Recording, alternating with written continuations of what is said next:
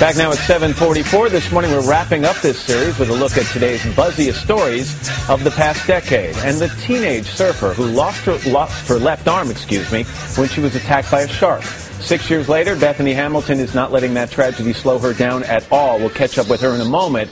But first, NBC's Miguel Almaguer has her story. To watch 19-year-old Bethany Hamilton glide through the waves, you'd think she'd been balancing on her board with one arm her entire life. But 6 years ago, she was just a typical teenager with a dream. Put your hands together for Bethany Hamilton. Since she was a little girl, Bethany wanted to be a professional surfer. She attracted sponsors at a young age, showing off her skills on some of the world's most challenging waves. You just have to have really good strategy.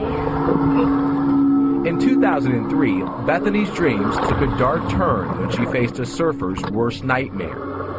As she paddled to catch a wave, a 14-foot tiger shark attacked. When the wave came in, the shark came, boom, was gone. Like a dog, grabbed and went, and didn't come to the top at all.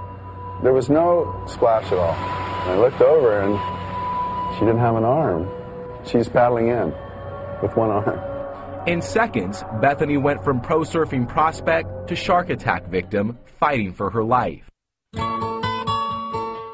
Less than a month after the attack, Bethany was back on her board, learning to surf with one arm. Today, she competes with the world's best. How are you doing? I'm doing really good. And since the 2004 release of her book, Soul Surfer, Bethany has traveled the world to tell her story of perseverance, proving that faith and hope can turn a devastating loss into an inspirational victory. For today, Miguel Almaguer, NBC News, Los Angeles.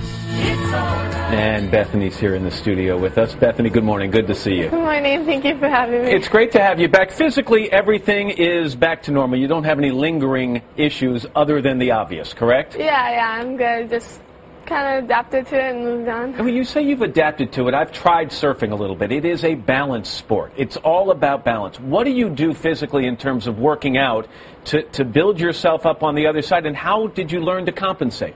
Yeah, I do a lot of off-water training, and that involves just balance work, working on balance boards, and just strengthening my body, like core and leg, and yeah, just trying to keep my body balanced because I'm using the one side a lot. So. And would you say that now it's second nature to have one arm on the surfboard as opposed to the way you felt prior to the attack? Yeah, definitely. I've just gotten used to it, and I'm just learning day by day how to do things differently. One of the things that I look at when I watch you surfing some of these really big waves, and I want to talk about one in a second, but not your ability to stay on the board, but what happens when you get knocked off the board and you're in the middle of one of these big waves, the ability to swim away from trouble. How have you adapted to that? Usually when you fall, the wave just kind of does its thing, and the best thing to do is just be patient, wait for it to be all done with, and then you just swim up. Which is always, I love when people say that. You've got to be patient while your body's being thrown in circles and you're getting pounded by this wave. Do you think these days when you're surfing, wherever you are around the world, of the possibility of something like that happening again? No, not really. I'm just so, focused on getting more waves, and I just love surfing so much. And just so sharks don't come to your mind at all? You don't let them? Yeah, not really. How have you adapted to the fame? I mean, because shortly after this happened, you became a national television phenomenon. You've traveled now around the world. You've met with a lot of other people. You were, when you came here the last time, you a self-described homebody, a very quiet young lady. So how have you adapted to this? Yeah, kind of becoming famous has been one of the hardest things for me, but at the same time, it's been such a blessing just to share my story and encourage other people in whatever they're going through, whether they can relate to surfing or not. They can relate to me in some way or another. And yeah, it's been a real blessing in my life just to be able to share my faith and just my life. Yeah, I know your work with charities is very important to you, and you've done an awful lot of it, and I think you should be commended for that. And I understand there's something else exciting, a movie?